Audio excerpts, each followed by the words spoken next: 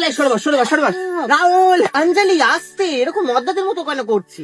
হ্যাঁ রাহুল, রাহুল তোকে কবে থেকে চিনলো? এক্সকিউজ মি, দুদিনই এসেছি সেই কলেজে, ঠিক আছে? লন্ডনে কলেজ থেকে নেহাত তোকে লাথি মেরে বের করে দিয়েছিল, আর তোর টেকো বাপ আমাদের কলেজের প্রিন্সিপাল তোকে সোর্সের মাধ্যমে আমাদের কলেজে ঢুকিয়েছে। অঞ্জলি, রাহুল আর আমি সেই ল্যাংটো এলাকার বন্ধু। তাও তো ঠিক আছে, তোরা বন্ধু। রাহুল আমাকে ভালোবাসে। আমার রাহুল তোকে ভালোবাসে? কোনোদিনই সম্ভব না। রাহুল আর আমি বেস্ট ফ্রেন্ড, রাহুল আমাকেই ভালোবাসে। ও তোকে বন্ধুর চোখে দেখে অঞ্জলি, তোকে ভালোবাসবে কেন? তোর মধ্যে কি আছে?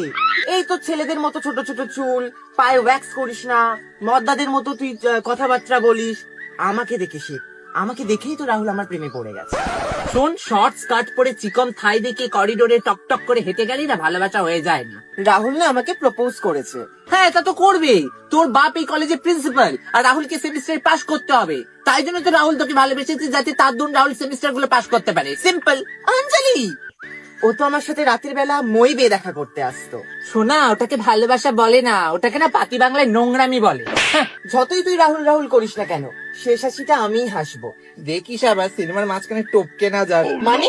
ওই তো রাহুল আসছে। রাহুল, তুমি এবার বলো, তুমি তোমার বেস্ট ফ্রেন্ড আঞ্জলিকে ভালোবাসো নাকি দুদিনের আসার মেয়ে টিনাকে ভালোবাসো? আমি ভালোবাসি টিনার বাবাকে।